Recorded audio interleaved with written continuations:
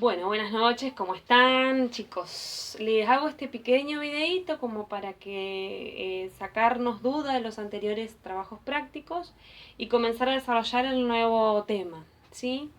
Anteriormente nosotros estuvimos viendo todo lo que es átomo, dónde se ubican los electrones, hablamos de niveles y subniveles de energía, que sería la parte interna de los átomos, donde se encuentran los protones en el núcleo junto con los neutrones, y en la zona extranuclear se encuentran los electrones.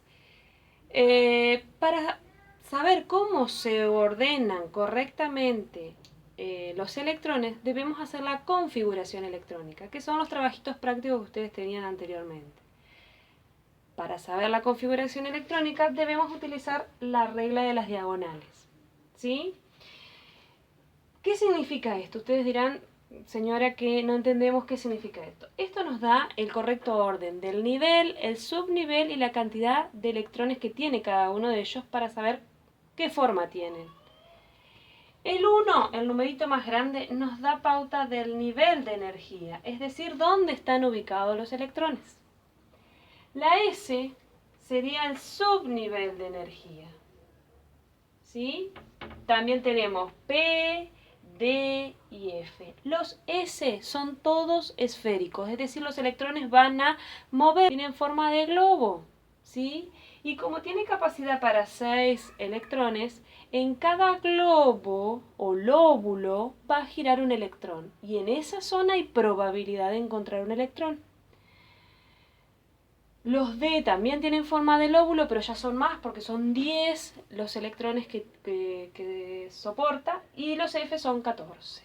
Este numerito que ustedes tienen aquí nos indica la cantidad de electrones que tiene ese nivel y subnivel de energía.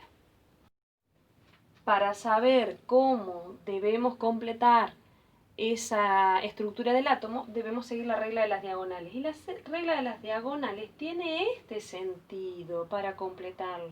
Entonces voy a decir 1s2, 2s2, 2p6, 3s2, 3p6, 4c2, 3d10, 4p6, 5s2. Ese es el orden en el cual yo debo armar las configuraciones electrónicas, que fueron varios de los ejercicios que ustedes tuvieron que hacer. En este caso puse dos elementos. El número que está acá adelante es el número atómico, que nos indica la cantidad de protones que tiene y de electrones que tiene este elemento. En el primer caso tengo al sodio. Entonces, cuando realizo la configuración electrónica digo 1s2, 2s2, 2p6, y ahí voy a sumar la cantidad de electrones. Digo 6 más 2 son 8, más 2 son 10. Y yo debo llegar a 11. O sea que después del 2p6 sigue el 3s1. Eso me da la pauta de que es un metal porque termina en S su configuración electrónica y tiene un electrón disponible para enlazarse o para perderlo, que es el tema que sigue a continuación, ¿sí? Este es el nivel de energía. El último nivel está formado por un solo electrón. En el caso del cloro, digo que la configuración electrónica es 2s2, 1s2, 2s2, 2p6, 3s2, 3p, ¿sí? Y como acá tengo 10, 12, me faltan solamente 5. Entonces, en este caso, como termina en P su configuración electrónica, se tratará de un no metal, y en el último nivel de energía va a tener 7 electrones disponibles para enlazar, ¿sí? Bien, las uniones químicas se forman porque los elementos solos en la naturaleza difícilmente se encuentran. Siempre necesitan buscar estabilidad combinándose con otro elemento.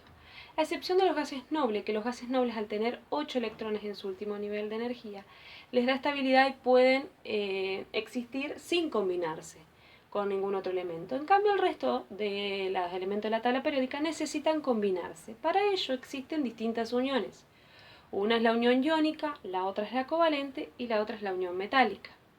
En el caso de la unión iónica, ¿sí?, ocurre entre un metal y un no metal. Los metales, ¿cómo voy a saber yo que es un metal o un no metal? la terminación de la configuración electrónica va a ser en S. Y los no metales, su configuración electrónica va a ser en P. El metal pierde los electrones del último nivel, todos los electrones del último nivel. En el caso del no metal, va a ganar electrones o captar electrones hasta llegar a 8 y lograr estabilidad. En el ejemplo que ustedes tienen en el trabajo práctico, les habla del magnesio y del cloro. Yo aquí hice su correcta configuración electrónica, siempre con la reglita de las diagonales. Para este tipo de ejercicios deben utilizar la reglita de las diagonales, la tienen en un pedacito de papel y van resolviendo. Siempre la tienen que tener a mano. 1s2, 2s2, 2p6, 3s2. Si yo sumo los electrones voy a llegar al número 12, que es el número atómico que tiene en la tabla periódica. Como termina en S, ¿sí?, se tratará de un metal y tiene disponible 2 electrones para la unión. En el caso del cloro, realizo su configuración electrónica, sumo la cantidad de electrones y llego a 17. En este caso, como acá tengo un 13 y acá también, que es el último nivel de energía, los electrones se van a sumar. ¿Cómo hacen ustedes para calcular el grupo de los elementos representativos que terminan en P, del bloque P? En este caso se trata de un no metal y la cantidad de electrones va a ser 7 que tengo que representar del elemento cloro. Cuando yo represento la unión, debo hacerlo mediante la estructura de Lewis. En ella lo que voy a hacer es colocar los elementos y representar mediante cruces o puntos los electrones del último nivel. En este caso voy a representar 2 y en el caso del cloro representaré 7 electrones. ¿Qué pasa en este caso? Dijimos que los metales pierden electrones, es decir, el magnesio le va a pasar un electrón para que el elemento cloro pueda llegar a 8 y lograr estabilidad. De esa manera el elemento cloro tiene 1, 2, 3, 4, 5, 6, 7 y uno que recibió 8. Pero el magnesio me está quedando ahí con un electrón más. Lo que voy a hacer es agregar otro elemento cloro con sus 7 electrones nuevamente y de esa manera va a perder el otro electrón que le quedaba disponible al magnesio para que este elemento cloro con 7 electrones logre llegar a 8 y cumplir la ley del octeto. Bien, una vez que pierden sus electrones se ubican entre corchetes porque forma unidades fórmula donde se le colocan las cargas. ¿De dónde salen esas cargas? Cada magnesio perdió 2 electrones, es decir, perdió 2 cargas eléctricas negativas. Están sobrando 2 cargas positivas. ¿Por qué? Porque en los átomos siempre existe la misma cantidad de cargas positivas que negativas. Pero si acá está perdiendo 2 cargas negativas, sobran 2 cargas positivas. Y cada elemento cloro lo que está haciendo es captar un electrón, por lo tanto queda con un exceso de carga eléctrica menos 1. El 2 lo ubiqué ahí porque tengo 2 átomos de cloros presentes en esa unión. Y luego indico cuál es el catión y cuál es el anión. El positivo es el catión, el negativo es el anión. Y la unidad fórmula indica el tipo de átomo, magnesio y cloro, y la cantidad de veces que se repite. 1 de magnesio, 2 de cloro. Bien. Lo otro que me quedó decir de la unión iónica es que tienen mucha diferencia de electronegatividad. La electronegatividad es como el poder que tiene cada elemento para atraer los electrones hacia sí, y es un valor que está dado en la tabla periódica. El elemento más electronegativo es el flúor, ¿sí? Y uno de los menos electronegativos es el francio. Tiene un valor de 4 el flúor, es decir que es muy poderoso, tiende a atraer los electrones hacia sí. De acuerdo a eso, la unión es iónica, ¿sí? La diferencia de electronegatividad, es decir, la resta de un elemento con la electronegatividad del otro, da mayor a 1,7, se tratará de la unión iónica. Y si es menor, ahora vamos a ver. Bien, en este caso tengo la unión covalente que se produce entre 2 no metales, es decir, la configuración electrónica aquí de los 2 elementos va a terminar en P. Puede ser polar o no polar. Polar es cuando yo realizo la resta de las electronegatividades de esos elementos y me da de 0 a 0,4. Y si yo resto y me da mayor de 0,5 y 1,7, se tratará de no polar. Significa que en este caso son medianamente parecidas las electronegatividades, los 2 elementos atraen más o menos con la misma fuerza a los electrones. En este caso, en el no polar, hay uno que es más electronegativo y tiende a atraer los electrones hacia sí. Por eso ocurre. Tengo el elemento carbono, tengo el elemento cloro, realizo la configuración electrónica, sumo los electrones del último nivel, me da 4. En el cloro ya lo venimos haciendo, así que ya sabemos que es 7. Cuando yo realizo la unión covalente se produce entre dos no metales, por lo tanto se comparten los electrones, no se transfieren. Entonces aquí lo voy a representar con una caja y lo voy a contar tanto como para uno como para otro. En este caso el cloro tiene 1, 2, 3, 4, 5, 6, 7, 8. 1, 2, 3, 4, 5, 6, 7, 8. 3, 4. Todos tienen 8, inclusive el carbono. 1, 2, 3, 4, 5, 6, 7, 8. ¿Sí? Todos llegan a 8. Ahí se completó la unión covalente.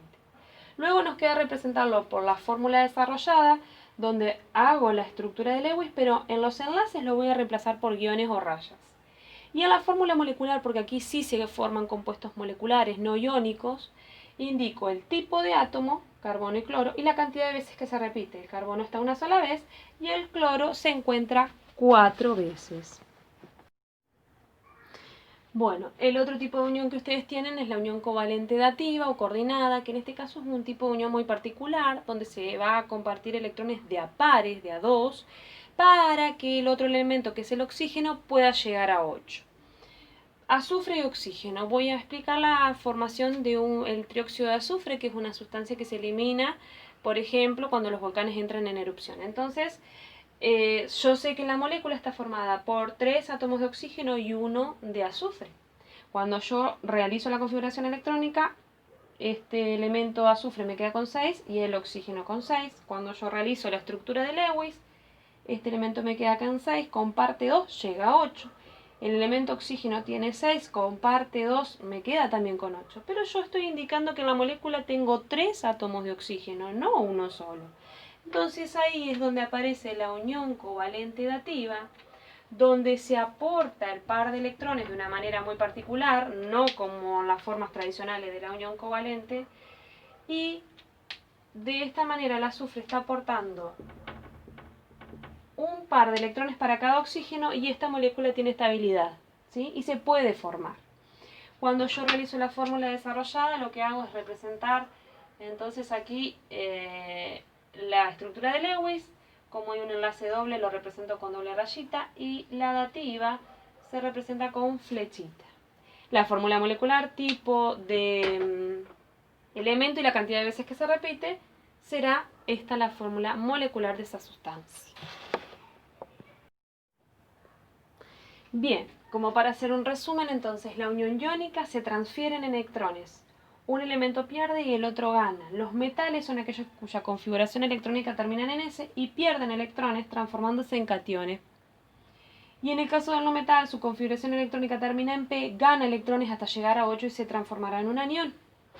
En el caso de la unión covalente se produce entre dos no metales donde los comparte los electrones de forma tradicional, simple, doble y triple, de acuerdo a la cantidad de electrones que comparta, o de la forma dativa donde el oxígeno necesita más pares de electrones. Y la unión metálica que ocurre entre metales donde los electrones van circulando por esos iones, no hay ejercitación, solo es una definición. Y explica cómo, por ejemplo, los cables transmiten la electricidad a través de ellos. Espero que este videíto les haya servido.